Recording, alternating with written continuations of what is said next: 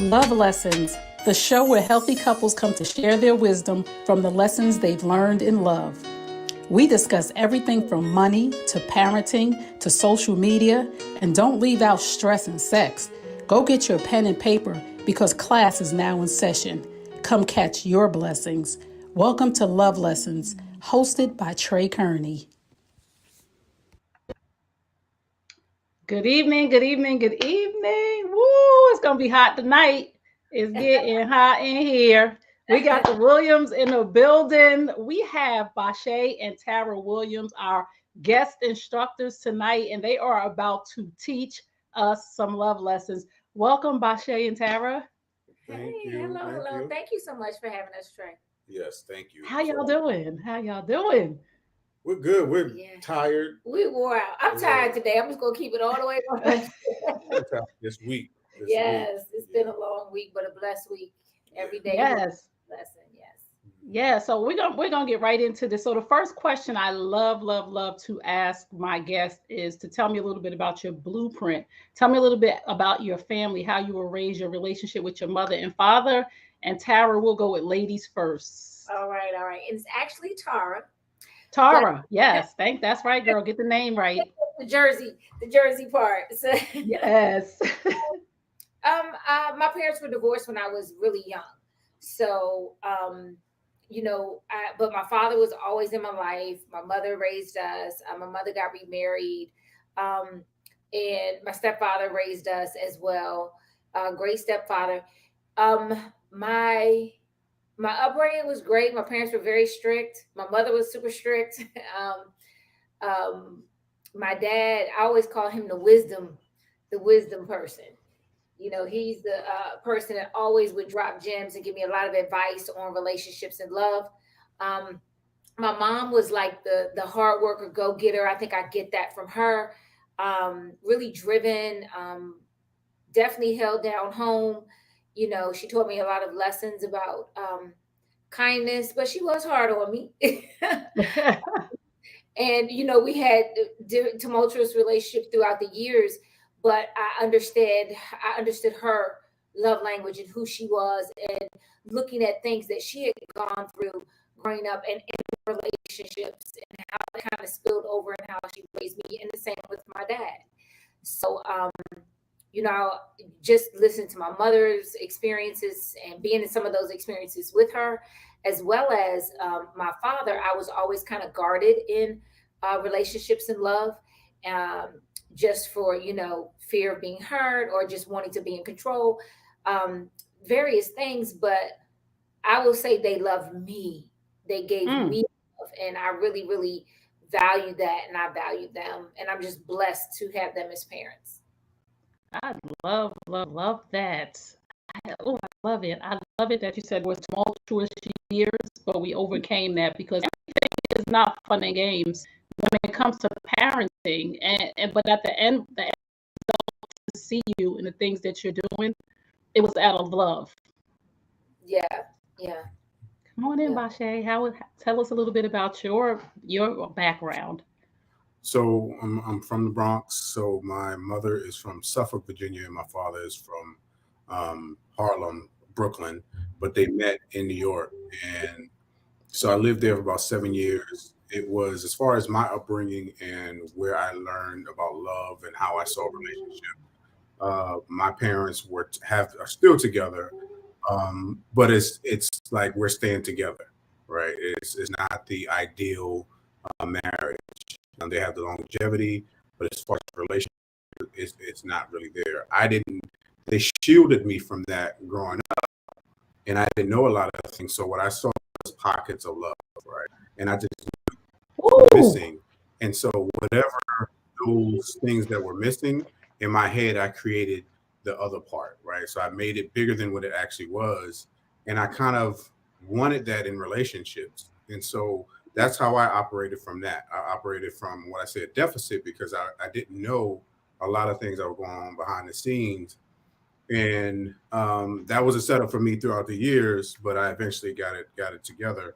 But as far as our relationship, my father wasn't there initially. He was in and out of the home when we were in New York and then in Virginia. but we had a relationship that was just like surface level until we got older, until we got to understand, sat me down and told me what happened. I really understood his background, his relationship with his parents. My mother's always been there. She's always poured into me. She's always, again, poured into me, always words of affirmation, used to write me letters while I was in school just to encourage me. They did champion for me, which was important. And they allowed me to have a voice in there, and they encouraged me to share. But it wasn't really about relationships. And again, it wasn't until I understood and through my trials and tribulations what relationships were. And then they started to ask me about how to manage their relationship. So, but that was basically my upbringing when it came to that. And my dad, we talk almost every day. He has a great relationship with our son. He's 17. They talk about basketball. They talk about everything, movies. My mom, she sends me messages. Sometimes they be off the chain, but you know how older moms are. Still think I'm 12 or 13. But so that's where we are as far as relationship. I love it. Pockets of love. I'm going to use that. Wow, you saw pockets of love. That's really interesting. How has your upbringing made you operate in relationships? And either one of you can answer first. How has your upbringing taught you to operate, or certain things you do or don't do? I think for me, it's definitely been a shift over the last couple of years. Before, what I learned and what I saw was that you stay no matter what. So regardless of what was happening in a relationship, you stayed. Relationships are supposed to hurt. Relationships are supposed to be bad. They're supposed to have drama and trauma and all these different things. Until I got to the point where I said, I don't want to identify my love the way that I saw my parents' love. And I put my foot down for myself and said that I need to, not just for me, but also for my son, and he's watching, that it's not okay to stay in unhealthy relationships. And that was one of the things I asked him a couple of years ago, because I wanted to know, I said, what are you learning from me when it comes to relationships? And he said that I don't have to take craziness or something like that. I don't have to stay in a relationship that's not serving me. And that was profound to me because I felt like I stayed in relationships too long that weren't serving me, and neither one of the people in the relationship were serving each other. So I learned that, but it wasn't until I had a conversation with my father, and he asked me, he said, I didn't teach you that about relationships. How he said I always had chaotic endings. And I said, no, you didn't teach me anything about relationships except for you have to stay. And that's when I started to kind of look in the mirror and make decisions early, whether I wanted to stay or go. Woo! That is so good. Early, if I wanted to stay or go. Tara? I think mine was that I saw my mom, like my parents were, like I said, were divorced when I was 5. So I had these just like vivid shots of memories with my mom and dad together that, were selective. But when she got remarried, they're still together now. It's been since 1980. They got married in 1980. And, that relationship had its ups and downs. And I will say, and then my father, he was always in relationship, but he had other relationships on the side, right? So I saw a lot of things on both sides, and I just came to the conclusion, like, yeah, that's not going to be me. That's not going to be me. And I would cut people off early. See one thing, you're gone. You're done. You're done. I was the ice queen. I was shutting you out. I wasn't going to deal with it because I wanted to be happy. And I think as I got older, I was like, I can't run from relationships. People make mistakes. Nobody's perfect. You're not perfect. Stop living in fear so you don't miss out on love. And then I got into a long-term relationship. And I always said, I'm never going to say that's not going to be me. You know what I mean? I saw myself in this long-term relationship, wanting marriage and wanting all these things, but it just never materialized. But I did learn a lot by myself after I left that relationship and really got clear on my relationship with God and who I was. And I just had to say, hey, these are the things that I want. These are the things that I deserve. But more importantly, these are the things that I can give. And I had to shift my thinking from not what a relationship could do for me, but what can I do for a relationship? So, and what can I give to a relationship? So, looking at my parents, nothing was ideal. I saw a lot of things, good, bad, ugly, and different. And I just, wanted to be in this place of being able to give fully and freely without fear. And that was I had to work on that, because when I got in those places where I felt unsafe or fearful, I was just hitting the door. And when you get into a marriage, you just can't hit the door. You know what I mean? So you have to really commit to making things work in a healthy way. Wow, the Ice Queen. Come through now, Ice Queen. Don't do nothing wrong, because you got one shot and I'm out of here. But the growth is what matters, to say, you know what, I can't just keep running from everybody. It's not the little thing. So speaking on that, I just want to talk about a little bit about, should divorce ever be an option? Do you guys have deal breakers or non-negotiables? Yeah, for me, I think infidelity is one for me. I don't think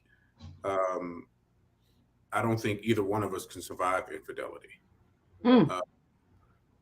Because if I were ever to experience that, the level of vulnerability and trust I'll choose not to recover from that, because I've gotten to the place where I've been in chaotic relationships. I've gotten to the place where I know the damage that happens with that, and I don't have to. I don't have to. I've made a conscious decision. I've seen that happen in my parents' relationships. I hit uncles, whatever, friends, and all types of stuff, and I don't want to be in that position. So if that were to happen, then that's my non-negotiable. Mm. Yeah, ditto. I was married before to my daughter's father. Got married, had my daughter, and that happened in our marriage. It was infidelity. He had another child, and I was gone. And I know this is gonna sound, it doesn't sound crazy. It's my reality. I was happy that it happened early on in our marriage, so I wasn't in this miserable situation for a long time. I left. I didn't waste any time when that happened, and I walked away from that faster than I did my last relationship. So, it was different, because my daughter, I didn't want her to see me dealing with any foolishness, no matter how young she was. And then when I got into the next relationship, I wanted her to have stability, so I stayed longer than I should have. I never wanted her to see me or meet a bunch of different men. She's met 2 men in her entire life, so, and she's about to be 24. So, that is a deal breaker, and there are levels to infidelity, right? It doesn't always have to be physical. Emotional, it's just different levels to it that are encompassing. But yeah, I'm with that. That's a deal breaker. And I know they say, you get married, you make a covenant to stay and be committed. But I think if you're feeding and nurturing your marriage, it will not lead to that. Wow, I love everything you just said. I can't believe you have a 24-year-old daughter. Let me just say that, because I look at y'all and I'm like, Boris and Nicole, I mean, y'all be tearing it up. I have to say that, like, y'all style, I don't even care. I gotta take this brief moment to say, y'all style, y'all be killing it. Y'all branding, like, y'all are like, come on. I just be like Boris and Nicole. I'm not knocking them, but I'm just saying, I'd be like Bashea and Tara. Excuse me. Wait a minute. When I got your picture, I was like, that's what I'm talking about. I'm gonna need that when my boo come along. So you guys talked about not doing the things that your parents did, not having certain and people say generational curses, but I heard you, I think Tara, in an interview where you said patterns of previous generations. Mhm.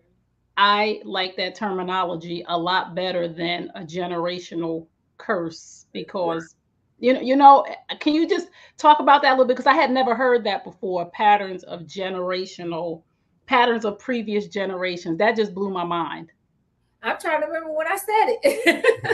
That sounds Really? like something Shay was saying. Maybe Bashea said it. Was it you, Bashea? I know in one of your interviews, you guys, I was like thinking of generational curses and talking about deal breakers and coming from different lenses. And maybe it was Bashea that said patterns of previous generations. How do we Today. change that? Yeah. Yeah, because everybody, when you hear generational curse, everybody is like the mystique. Like, what do I need to do to get out of this curse? You think about magic, you think about spiritual connection, which is very valid in that. But there's also a level of pattern. Sometimes we watch our parents do something and we tell ourselves it's okay because it's in a repeated cycle. Yeah.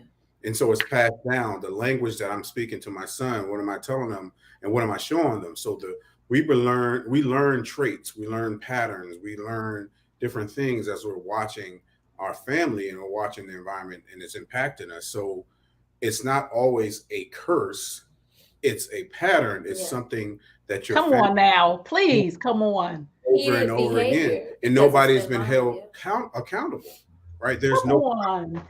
to the behavior. So the next generation is doing the same thing. At some point, when people say that the curse stops with me, the curse stops because you're making a conscious decision to change the behavior. You're making a conscious decision when it comes up, when there's something that's like it, to step away from that. You're making a conscious decision to say, this is not going to be my life. You're making a conscious decision to say, although they did that, I'm not. It's a Mm. it's a decision that you're making consistently to change that pattern. We not saying generational curses no more. I'm not cursed, right? I come from a long line of alcoholics, right? And drug addiction. But like you said, that was something, that a pattern that they were following because they saw their mother do it. Nobody cursed us. And I maybe people believe in generational curses, but I love that so much more. That just freed me up. Like, oh, I'm gonna use that from now on for whoever I'm talking to. Like, no, it's not a generational curse. Dr. Bashea said it's not. It's a pattern that you need to break. So And before you go ahead, Tara.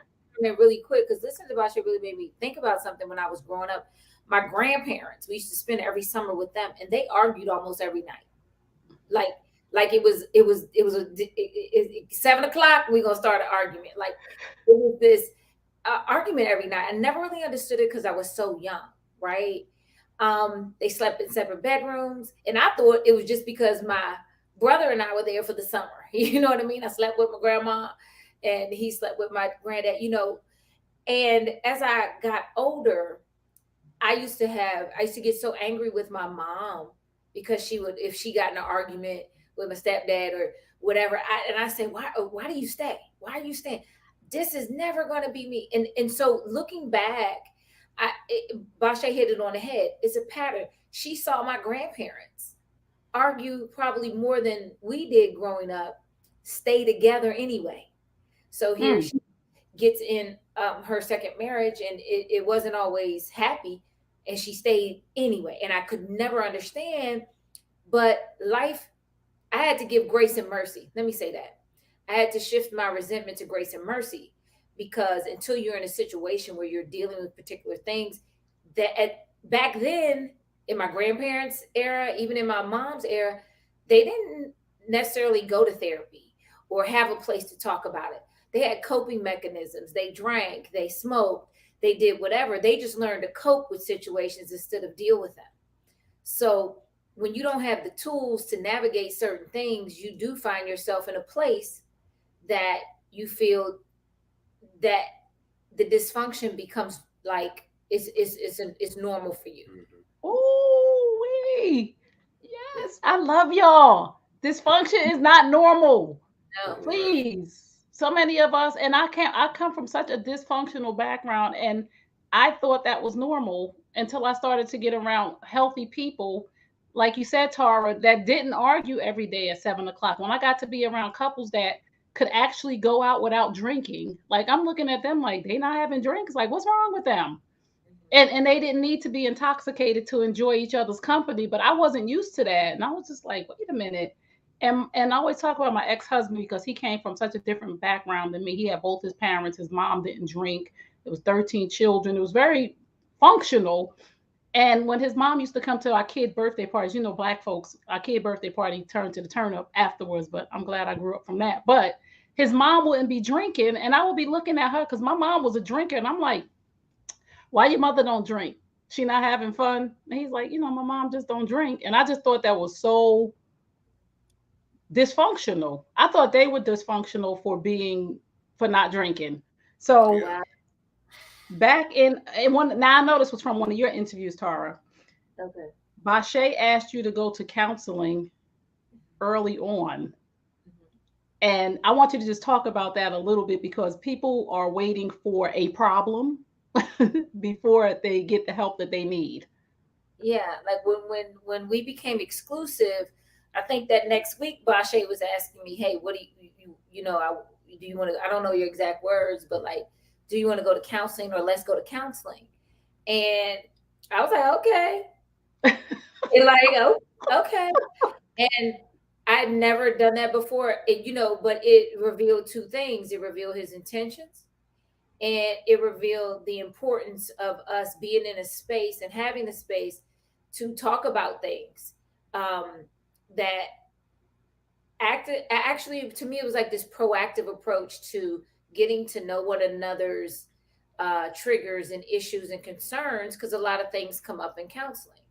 And even though I was single a long time before I met Bashea, I may have been dating and those kind of things, but I was not in a committed relationship. So I was walking around here, I'm healed, I'm whole, I'm good, I'm ready, But in actuality, my feel certain things were just lying dormant because I wasn't in a relationship that triggered anything, where I had to give anything, where I had to sacrifice anything, where I had to be vulnerable. So, I remember in one of our therapy sessions, I think we actually went to a therapy session on Valentine's Day one year.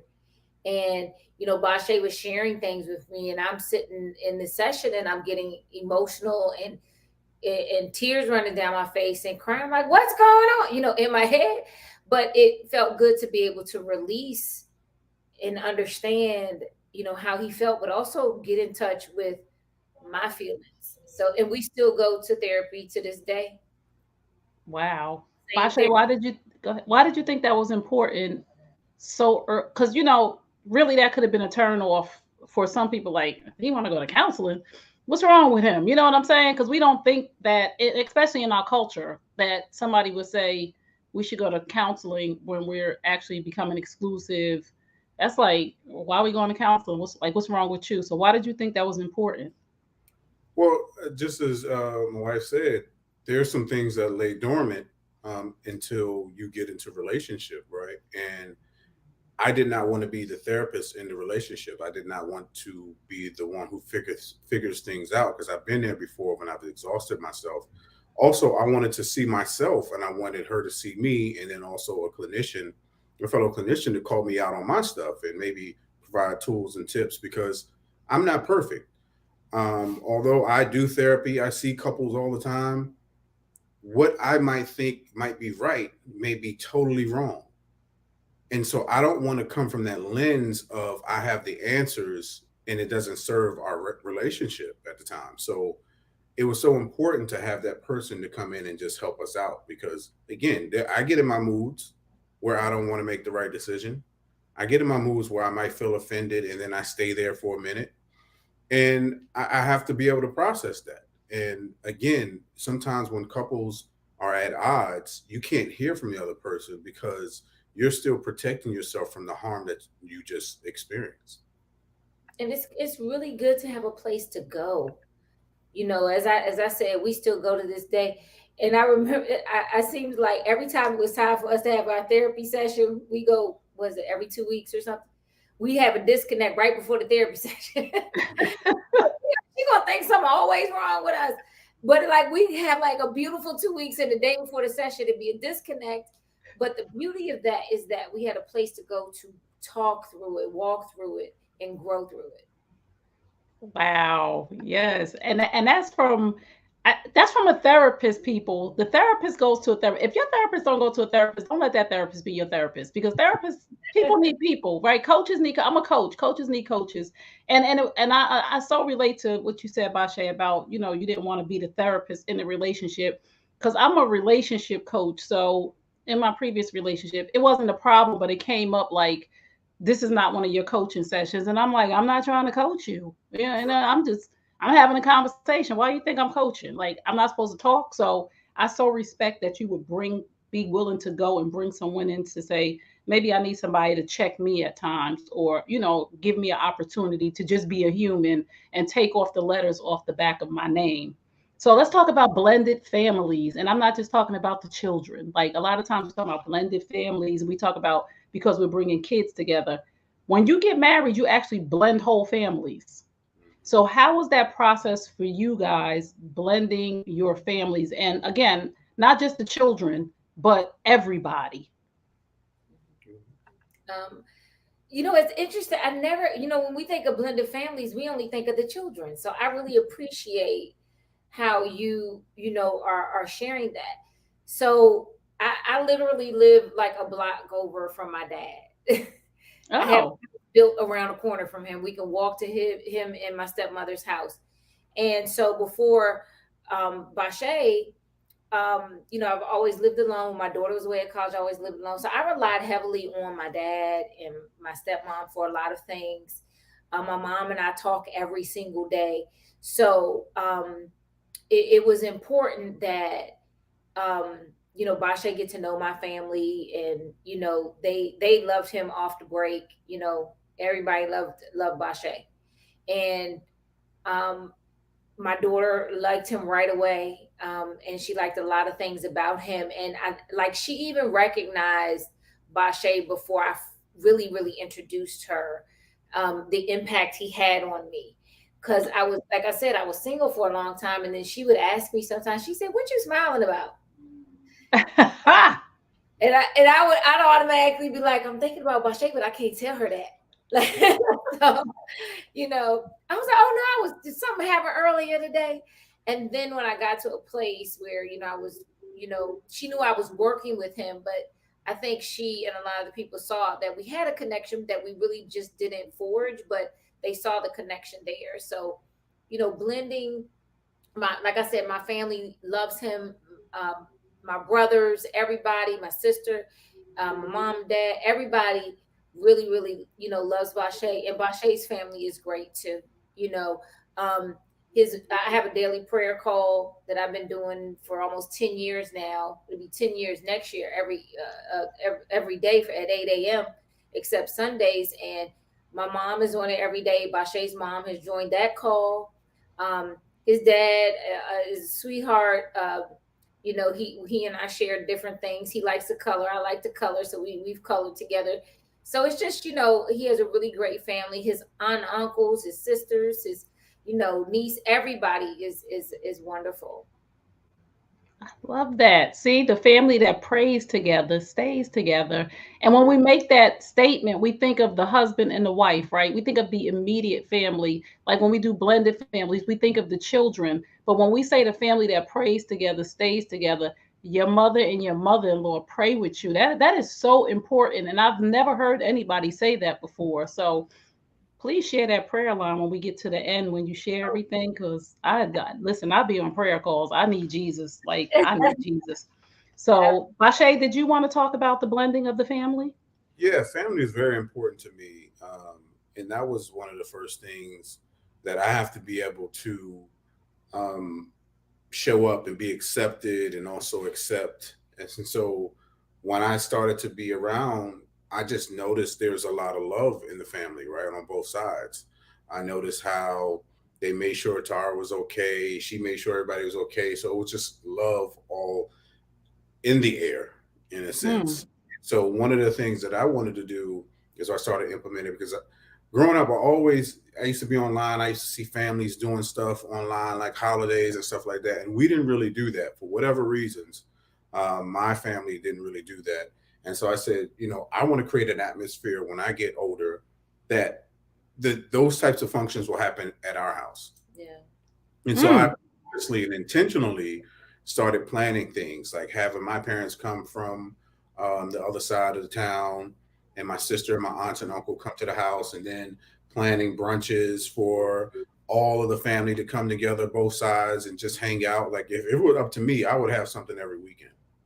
Oh, Tara, is every weekend okay with you? Give me one day out the weekend, I'm good. But I really like it because, before Bashea came, I felt like I was just at the house. I was at the house. He made the house a home. Aww. Just with him coming in, his decorating skills, and because before he was here, I was like, okay, I only live in 2 rooms, the bedroom and the family room. So that was it. And I used to didn't have anything in the house because I'm like, I don't use that room. I don't need anything in there. And then one holiday, my brother surprised me with an entire living room set. He was like, "You need wow." And when Bashea came in, he just started just decorating and putting more stuff in the house, and it just made it a home. So now when when he started doing the brunches and having everybody over, it's just so much love, and it's bringing me closer together to siblings, because my father has 2 other kids, my younger brother and my younger sister, but they're grown, they're like in their 50s and 40s, and they come over now. I didn't usually to see them all the time, and Bashea has created that atmosphere. Wow, I love that. This is so good because we always think that it's the woman that wants to have the company or to decorate the house, and we get so lost in gender roles and things of that nature. And then you find somebody who, like you said, who is aligned with you, and you guys fill each other's gaps to say, no, I do this, I do that, and it's okay. And I just love this. So male and female friends. So is it okay, and how do you guys navigate through male and female friends of the opposite sex? If Tara had a friend of the opposite sex, or if Bashea had a friend, would it be comfortable to get advice from them, or what is the limits or the boundaries with that? For me, any of my female friends, my wife knows. As far as getting advice from them, I don't seek anybody outside of my marriage for advice. I'll use that. I'll either go to Tara, or I'll go to our therapist, or I'll go to my therapist, my personal therapist. I don't put my information out for anybody else to look at it under a microscope. That's just not what I do. I've been in relationships before where people would do that, or people would go to my friends and ask them, hey, what should I do here? And now the friends are implemented in the relationship, and now it's this triangulation. It's a whole bunch of different just chaos when you have too many people in it. So as far as friends, my core friends have established, and they all met Tara. So they all have relationships. Like we have Unica, who was her friend before she was even my friend. And so that's a mutual friend. And Emily, who helps us with her trips. I've known my friend Emily since 8th grade, and she was my cousin who passed away's best friend. So other than that, it's not really anybody that I would, it would be a surprise. Anybody else that she's met, we've been in close quarters, whether we go out or, and when you think about friends, you think about a real true friendship. Like you have a social stuff like that, but as far as friends, she knows them, and they probably have each other's number. Love it. Tara, what do you think about opposite sex friends? Yeah, like I all my friends are girls. So and when Bashea it's funny because Bashea has a chapter in his book, Dear Future Wife, the manstress and the mistress.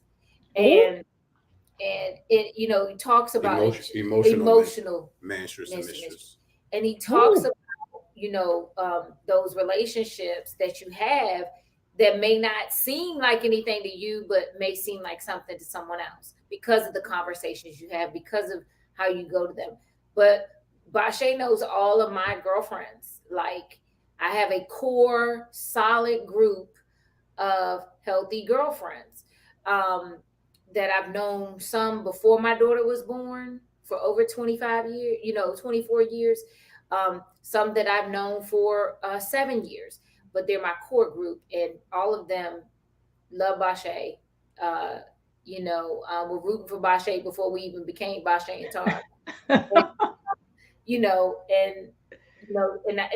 and my girl, and they're my girlfriends, and yes, I talk to them about things, as well as our therapist and as well as to Bashea. Nice. I love it. Let's talk about money. Money will tear your marriage up. How do you guys deal with finances? This is, can I start? Yeah. This is funny because when Bashea and I first started therapy, and when we got exclusive, we took this assessment. This is bugging me, some of your sweater. Took this assessment. It was like a 220 question assessment, and afterward, it's this 16 square chart, like it's different slots on the chart, and based on your assessment, we had to take them independent of one another. We both landed in the same box, and the therapist was like, I've never had this happen before.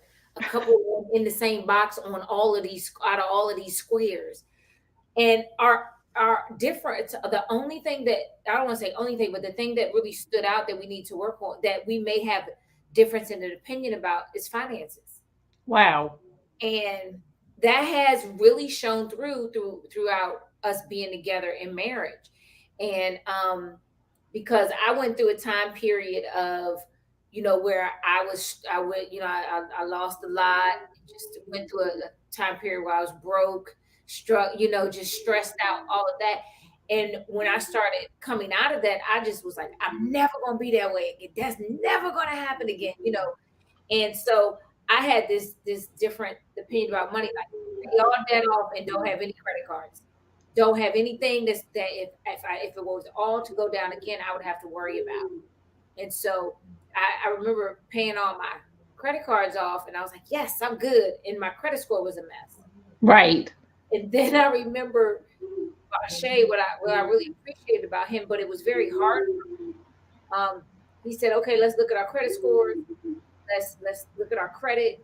And I was like, my credit, I was embarrassed. I didn't want to share that with him. During that, it became a very vulnerable moment for me to do that. And he saw me struggle through that, but it had to be done. But even still, it was a lot of those past things that I was struggling with that I had to work on and really get clear on, how he navigated and moved with money. Because at first, when we first moved in together and we were planning for the wedding, I was like, in my head, I was like, he spends too much money. He's always spending money. That was it in my head. But I never thought like, oh, well, he has it to spend. You know what I mean? I was just like, we need to save and we need to do this. So that disconnect, we were kind of, we had to work through that, because he would, even when I got money, I was like, let me pay this off. Let me do this. Or I was not managing money right. Or, I would be hiding things, and then I'd be in shame. And so, we had to really work through that. Ooh-wee. Thank you for your transparency. Oh my goodness. Yeah. I mean, when you go broke, you're not trying to let nobody mess with your money. But I love that you said he spent a lot of money, but he had it. Mm-hmm. See, some folks are spending money, they ain't got it. They robbing Peter to pay Paul. Bashea, please talk about money. Yeah, so I've had those periods where, I was almost got evicted. I was fighting for custody, in and out of court, paying for attorneys. Job wasn't really paying a lot. And what I learned through that period, I also learned how to manage my money. Even though I wasn't making a lot and I had all that type of stuff, I started to pour into myself financially, and I started to have a different thought process when it came to money. And so before I wrote anybody else a check, I will write a check to myself, and I will write something in a memo that would encourage me. So you deserve this. I love you. Um, God loves you. Whatever I needed to hear at that particular time, I was writing a check to myself. It didn't matter if it was $1, $5, whatever it was. I was writing money to myself, and I also started to investigate and started to learn more about finances. And I got to a place where the ability to make it the way in a healthy way, like I'm in my field, I'm in my practice. I know what I need to do in order to do that, but I also had savings, I also had investments, I also had other things that would prevent me from, I guess, crashing and burning and being where I was before. And so when I think about money, I think about access. I think about ability to make more. I think about comfort. I think about opportunity. I don't just think about spending just because I got it. All right. So everything, if I spend something, it's an investment. Like I'm investing in my wife, I'm investing in me. And whatever that looks like, I take the time and I say, this is an investment for this particular reason, as opposed to I'm just spending money just to spend money. So that's what my thought process kind of changed around money. And I also listened to, she didn't know for a while, but I listened to affirmations at night, low, that talk about money, And abundance. abundance. And I listen to that sometimes when I'm in the car and riding. I listen to a lot of different things, and I try to create businesses and different things that I do. And I'm listening. I'm a sponge. I'm a student. And so when it comes to that money thing, I'm forever growing, forever learning. But my thought process isn't in scarcity. Like I'm not. I don't live in fear of being broke again. I look for opportunities to live in abundance. Like I want to set up things for my grandkids. You know, that's where my thought process is. Wow. Listen here. If you just tuned in, you're tuned into Love Lessons. We're here with the Williams, Bashea, and Tara, and they are really instructing tonight with some good stuff. He said, I invest in my wife. That's what I'm talking about. He said, I invest in my wife and I invest in myself. Ladies, get you a man that's going to invest in you. That's all I'm saying. Because we need to hear these things because we're in a different time now, right? I'm a woman of a certain age. I don't mind saying I'm 52 years old. And things have changed drastically with the way men and women are handling money, even going out on a date. The man is like, pay your half of the bill and all. I'm not that chick. Like, listen, I'm gonna need me a man that's gonna pay the bill. And again, my money gonna be your money too when you my husband, but I need you to have a certain, I need you to want to be the man, right? I don't need you to depend on me for anything because if I wasn't with you, you should be able to maintain a house. You should be able to maintain a car. You should be able to maintain the necessities in life. You ain't got to buy me Birkin bags, but you should be able to maintain yourself. So when I come in, you should not be expecting anything from me. So fair fighting. How do you guys deal with disagreements and anger? Well, before that, I want to go back to another thing that I did when it comes to finances. Like the pe- Please. the people that you connect with. Like I have a network of friends who are healthy money, who have healthy money minds.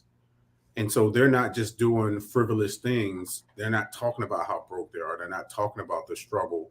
They're talking about how they're investing themselves in every aspect of their life. So my friends have businesses. Some friends have long-term jobs. Some friends are just happy with where they're at. And I learn from all of them. So your circle, your core is important too. Like who is pouring into you when it comes to what finances look like.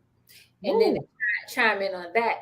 When I say Bashe spent a lot of money, yes, he was spending money on things for the house to make the house home and make things more cozy. I noticed Bashe likes everything to be just convenient and just I remember he bought plugs for all the outlets for charging. And I'm like, we don't need five charger plugs around the house. But after we got home, I was like, this is convenient. Like I just things that I just didn't deem, you know, important or a necessity or anything really, really made the house a home. So it wasn't like he just Mm. out, you know, buying 15 pair of Jordans. It was, you know, he was Well. doing that too, but he was us. I don't want you to think he just in here just spending, but you know, he was doing stuff for the house and everything. I love the convenience because listen, I just bought my charger from by my desk in the living room. Yeah. So I wish if I had a charger by my desk, I wouldn't have to bring the charger from my desk to the living room. So that makes a whole lot of sense. Moving them from room to room. And it's your with money too, because we might think like, oh, why am I buying 5 chargers? But if you look at the amount of money we spend on coffee, the amount of money we spend on food, whatever that thing is, like it may be like $25 to get 5 chargers. Come on now with the money talk. We about to have a whole private next week money session with the Williams. Y'all bring y'all notebook and pen because we about to talk about money stuff and y'all need to learn this. So how do you guys deal with anger, or you know, when we all have misunderstandings or we all have disagreements? How do you guys deal with that and navigate through it in a healthy way? You can. I think for me, so previously I would totally shut down and I wouldn't communicate, right? I wouldn't share anything. And then I would look for refuge outside. So either I'm walking away from the relationship or I'm seeking refuge in a safe place that's outside of the relationship.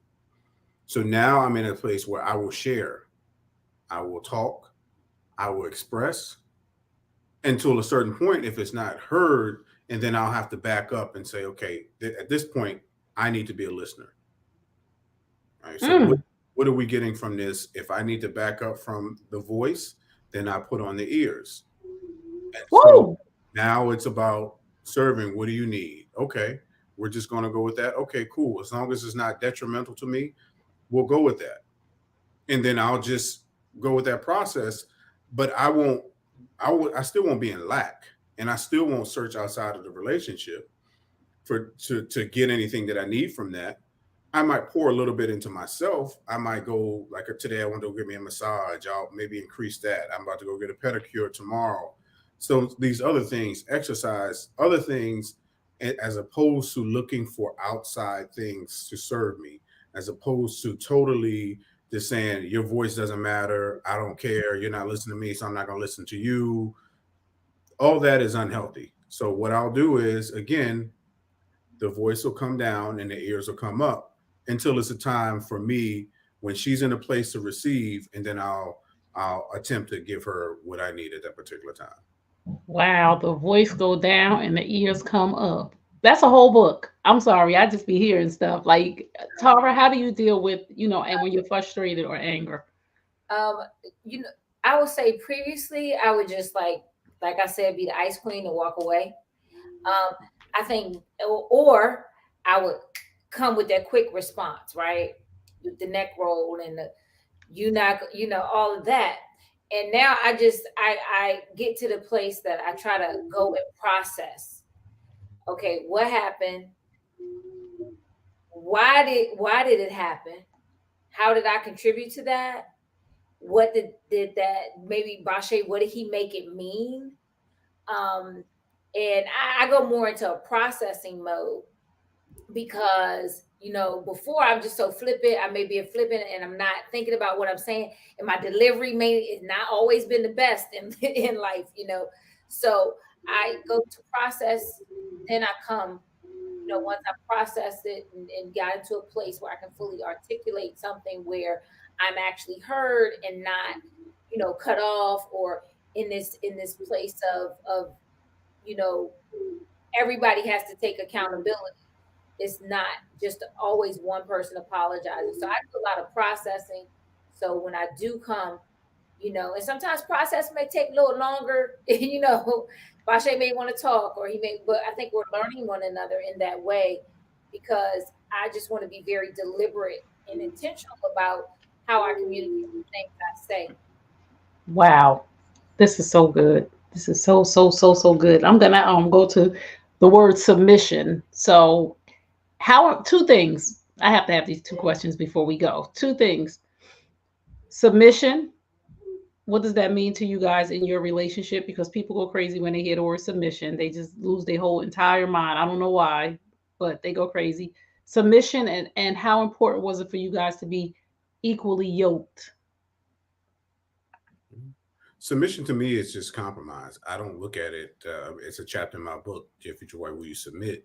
Because submission, if when my wife submits to me, I submit to her. Not everything is going to be my way. Not everything is going to be her way. We're going to come to an agreement, and sometimes we're going to come to a disagreement and agree to disagree. And so, and sometimes the ego has to go away and say, okay, even though I want it this way, I really like it this way. This is what works for me. It doesn't have to be my way. Not everything is going to be perfect. So if I understand that, then there's going to be a level of submission to that. Like there's some things that she's better than me at. There's some things that I no longer want to do. So I submit those things over to her and I listen to what submission is for me. I'm sorry, y'all. Tara? I don't see submission as a bad word. One thing that I did have to learn, and when getting in relationship, in marriage, is that it's just I'm not the only one doing stuff anymore. Like I was so used to doing everything on my own, and doing everything the way I was doing it, that it was hard for me to let those things go. Even taking the trash cans down to the curb, I couldn't submit and let him do that. And then I had to check myself, because I remember talking to my girlfriends and being like, I just want to meet somebody to take the trash down on recycle day, and now I have that, and I'm still not fully letting that go. And I know that seems so trivial, but it just speaks to when you're single and you're independent, you have to do all these things. It's a hard transition, because Bashea used to always say to me, you're a strong, independent Black woman. And I used to get mad. I always need strong and independent in front of Black women. He's like, but you're acting that way. Oh. And so I had to really, really get into this place of like, I don't have to do it alone anymore. Woo. He's just here to lead and guide me.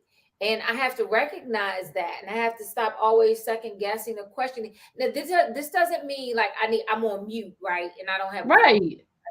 Like, it doesn't mean that, I can't say anything or I'm tiptoeing around anything, because that's not who I am. I still get to say what I want to share and say what I want to say, but it's in this place now of, hey, babe, I just want to share this. Or, hey, babe, you know what? This is what I'm thinking. I'm not second guessing you. I don't think you can't handle it. I just had to change my approach. So I wasn't always saying, hey, that wasn't my intention. Because I would be in this place of always jumping in. Well, we need to do it this way, because da da da da da da and da da da da. And it came across as I wasn't a submissive person, or I wasn't a compromising person. It came across as I always got to do it my way. And I had to really, really, really evaluate that, because I was so used to doing it by myself in my way, and it worked for me. So why wouldn't it work for us? Oh, I had to take into account that it's us, so we both have to do this together. So I'm coming to a place of ill intent. I'm coming to a place of habit. Ooh, when's the master class, Tara? Because some of us ladies need it. When's the master class? One, Trey, you gonna make me do it again? Please, can you do another one? I missed it. Listen, honey, I'm waiting for my Boaz. I need to be right when he come. I need to let him drag the trash. I've been asking for some stuff too, but now that you made just a valid point of, we ask for stuff, and when he shows up, we don't allow him to be the man that we prayed for. I have to let you talk about your prayer, Tara. I saw a clip of your prayer from 2018. I think it was 2018. Just please share that, because we the single women over here we praying. We need your help. We just praying. The master class, Bashea actually came up with the name of that class. It was called The Strong Woman's Dilemma. Come on, honey. And we are in a dilemma as strong women. It's like we're not trying to be overpowering or judgmental or commanding. It's just we're in this habitual behavior of constantly doing it on our own. Yes. So it's hard for us to trust. So when I got serious about, okay, I really want a relationship, and I may even want to get married again. Like, I knew that the only way I was going to be able to accomplish that is through God. And so my prayer was, in my declaration that I wrote out that I would say every day was, marry the man that God created for me, be the wife that loves, honors, respects, and elevates her husband to his fullest potential by 2019. Ah! And I met Bashea February 2019.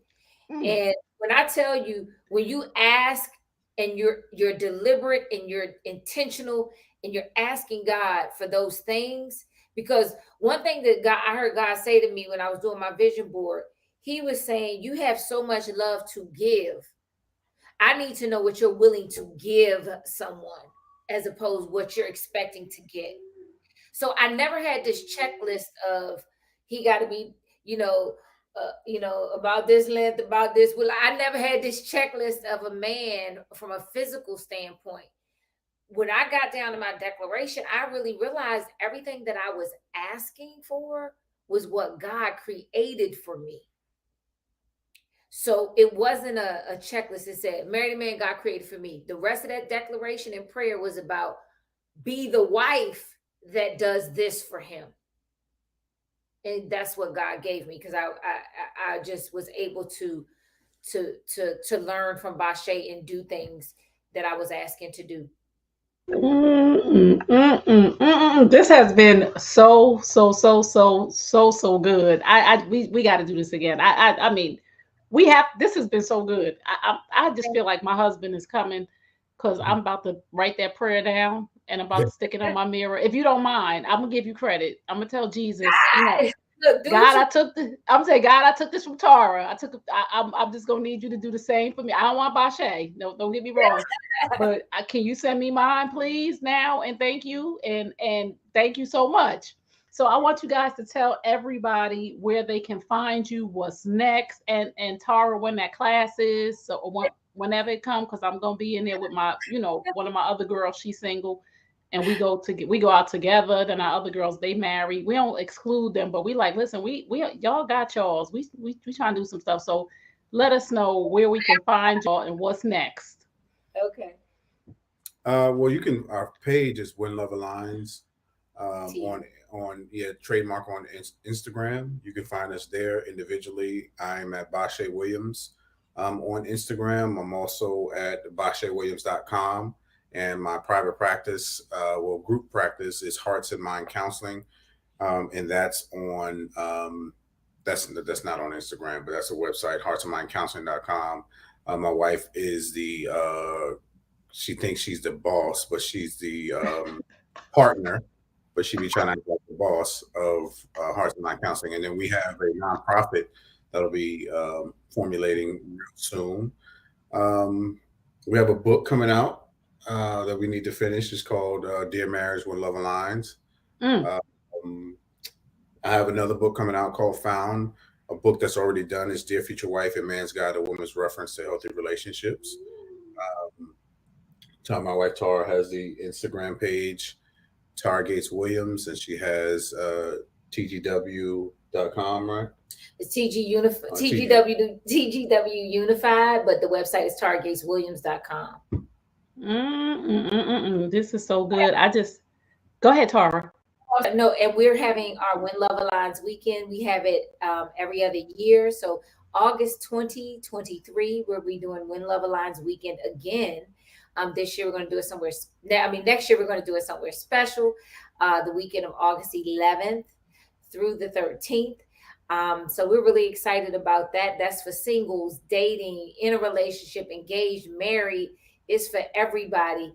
We actually had a couple that met at When Love Aligns last year. Yeah. So, and we have a lot of different things coming up that we want to do. I also do Design Your Destiny, which is an annual vision board declaration event. I do that in December. This year I'm planning to do the world's largest vision board declaration event. In DC. So you and your girls need to get in the car and come on down for that. And then what else is there? And I do marketing and branding as well. So all that you can find on taragateswilliams.com, and then visit our site, get on the list for whenlovealigns.com.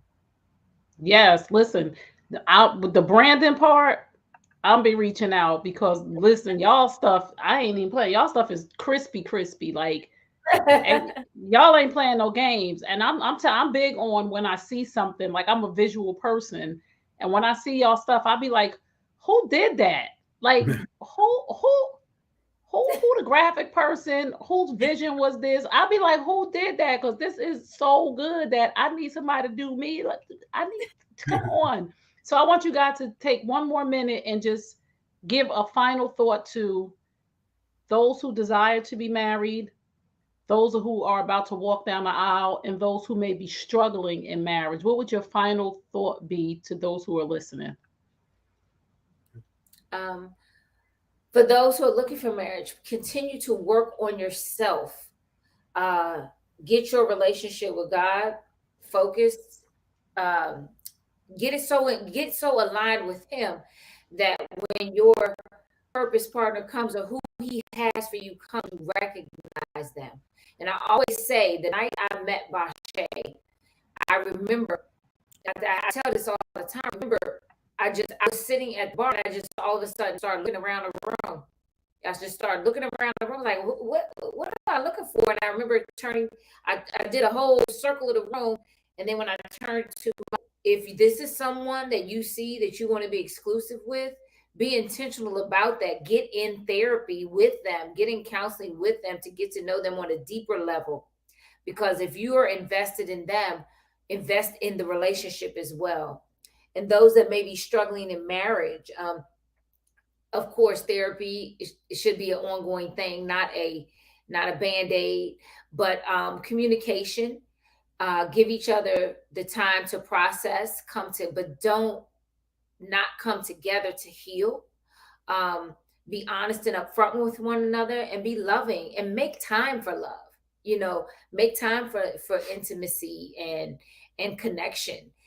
Even coming out of a disconnect, you may not feel like it, but make time for love, and always remember the covenant you committed to when you said your vows before God. Bashea? Well, she pretty much answered it. I would say communication is key. Be a strong listener. I think that's so important in every stage of your life.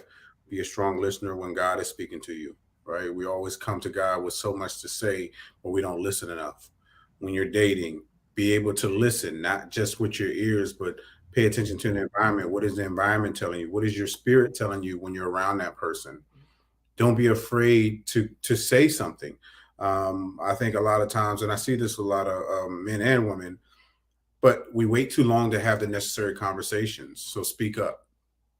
If you're in a marriage, definitely listen to your partner. Sometimes you have to put your ego aside. Sometimes you got to put your needs beside you and pay attention to your partner's needs. It's not always about you. Yes, you have your partner who's there to support you and to pour into you, but sometimes you have to step back and take the me's out and put the we in, and maybe pay attention to what they need. Like, when is the last time you asked your partner, is there something that I can do for you? So practice all those different things. When was the last time you asked your partner, is there something I can do for you? We're going to end on that note. Thank you for tuning into Love Lessons. Y'all just killed it. Thank you so much, Tara and Bashea, for being here. I just appreciate your time. If there's any way that I can support you, please let me know. Thank you to everyone who tuned in. Remember, happy spouse, happy house. See you next time. All right. Bye.